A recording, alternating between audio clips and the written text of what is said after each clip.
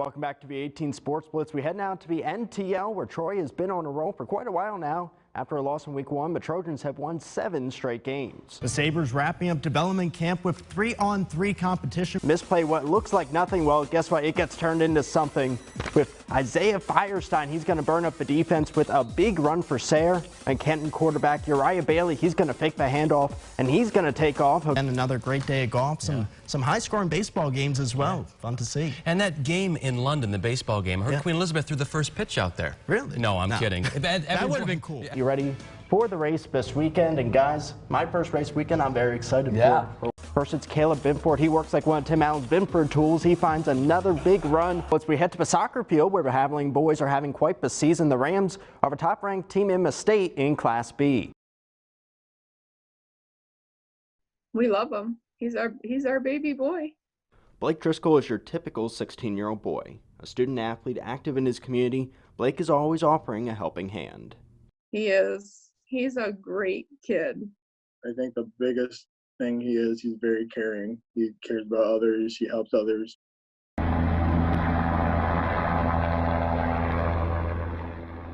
But Blake's life changed Monday night while he was hiking with friends in Steuben County.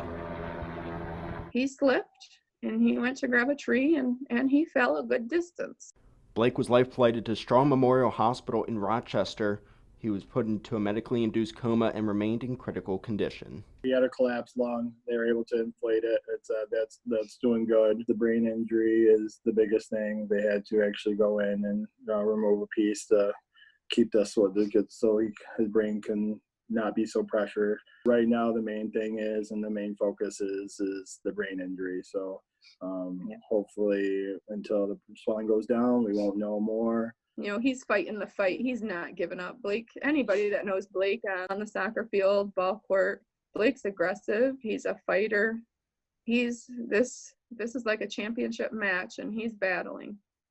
Blake's mom is crediting his friends for making sure Blake's head stayed stable and that first responders were able to arrive on time. They did an outstanding job holding their friend's head and making sure that he was in the best care not to move.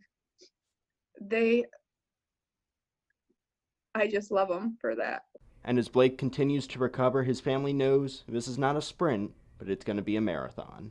He's going to have a long road to recover. We're there for him. We're there with him. We will go every step of the way. And during this time, the Driscoll family says that they've been overwhelmed by the support from their Addison community. The videos his boys are sending his friends and our community pulling together. I mean, Addison is a small knit town, but oh my goodness, the support to see so many people. The support from all over, it's overwhelming. These prayers are working, folks. Pray, pray, pray, pray. Reporting for 18 News, I'm George Stockburger.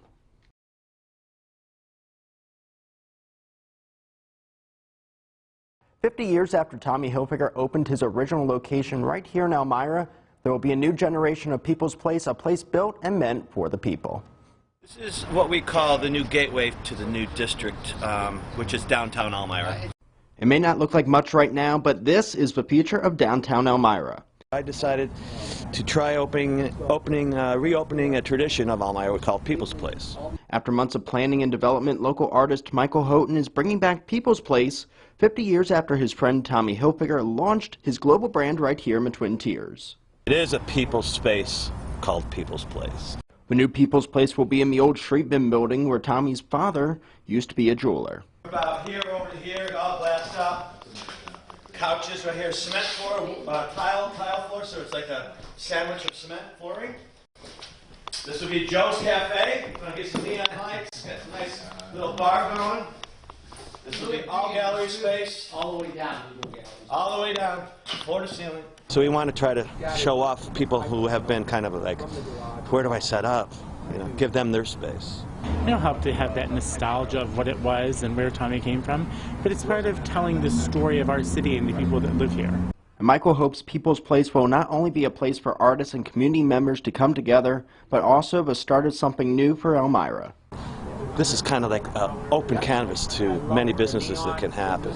It's really just one more piece of what it will take to revitalize our downtown. Okay, that's the future. That's the future. And now the plan is to have a building open by this summer with the help of Community Arts of Elmira.